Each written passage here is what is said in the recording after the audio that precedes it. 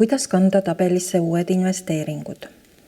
Eelmises videos täitsime kasumiaruande prognoosi igapäevaste planeeritavate tulude ja kuludega.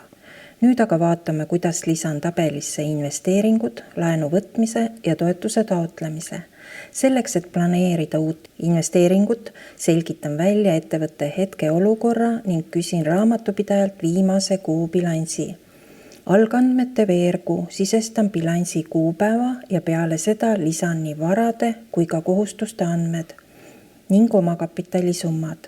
Meie ettevõttel on raha 10 000 ja varasid kokku 136 000.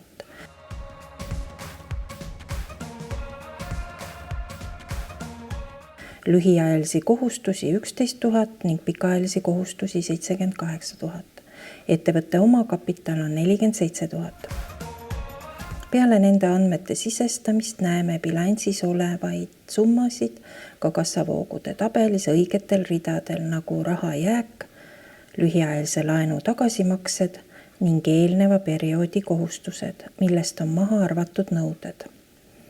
Peale nende andmete sisestamist vaatan üle olemasolevate laenukohustuste summad, sest tabel lisab automaatselt lühiajalise laenusumma bilansist võetuna viimasele maksekuule ehk detsembrisse. Siin näen 6000 eurot. Minu ülesanne on nüüd jagada laenusumma vastavalt olemasolevale lepingule kõikide kuude peale laiali vastavalt graafikule. Pane tähele, laenusumma peab olema ilma intressita. Intressi lisan intressireale.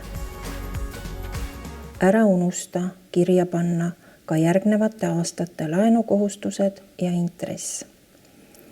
Kui olen laenud üle vaadanud, pean tähelepanu pöörama põhivara arvestusele. Meil oli algbilansis põhivara arvel 125 000 eurot. Selleks, et sellelt varalt amortisatsiooni arvestada, pean sisestama tabeli algandmetesse põhivara amortisatsiooni normid.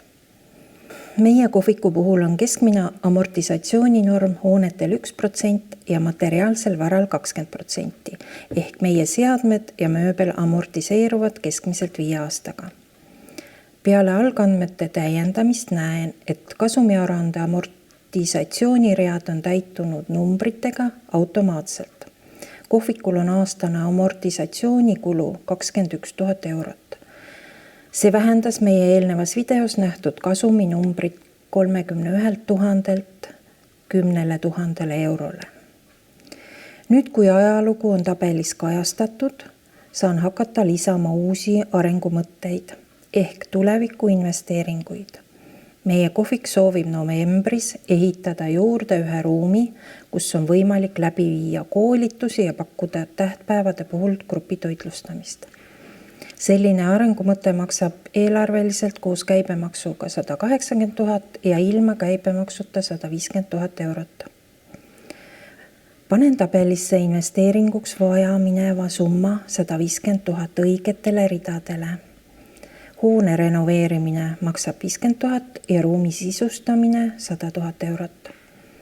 Summad sisesta kindlasti ilma käibemaksuta, sest tabel arvutab automaatselt käibemaksu juurde. Summa planeerin sellesse kuusse, millal toimub teenuse ja kaupade eest tasumine. Nüüd on näha, kui palju on ettevõttel raha puudu, et sellist investeeringut teha. Näeme, et puudu on 152 000 eurot. Kindlasti ära ei tohiks unustada ettevõtte igapäevase tegevuse rahavajadust ehk väike varu võiks alati olla.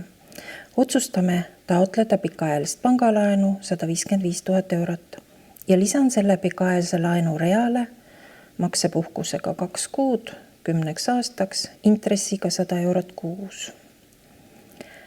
Varasemalt näitab tabel mulle juba olemasolevat pikaajalist laenu 6000 eurot aastas, millele lisan nüüd uue laenu 15 500 eurot aastas ja saan tabelisse 21 500.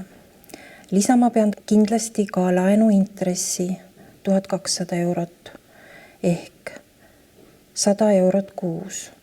Seega kokku 1800 eurot.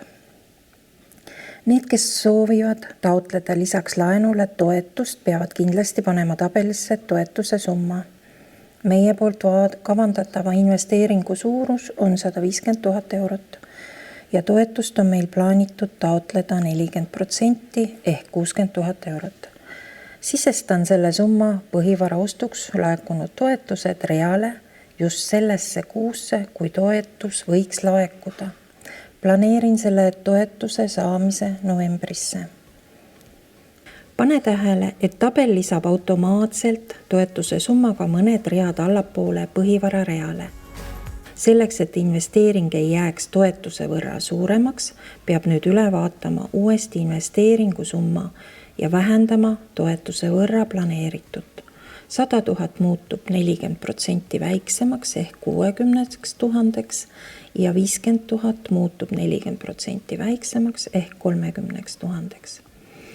Kui oled kõik investeeringuga seotud laenud ja toetused tabelisse lisanud, siis vaata üle tabeli kokkuvõtvad read, mis peavad jääma sinist värvi. Kui muutuvad punaseks, siis ettevõttel ei ole raha, et kõiki kulusid nendel kuudel katta. Tähtis koht investeeringute lisamisel on ka see, et näita ära, mis peale investeeringu tegemist ettevõttes muutub. Lisa toodete tabelisse olemasolevate toodete ja teenuste müügi suurenemised või hoopiski uued tooted ja teenused. Samuti lisa töötajate tabelisse uued töökohad. Vaata üle ka investeeringuga ja töötajate tööle võtmisega seotud kulud.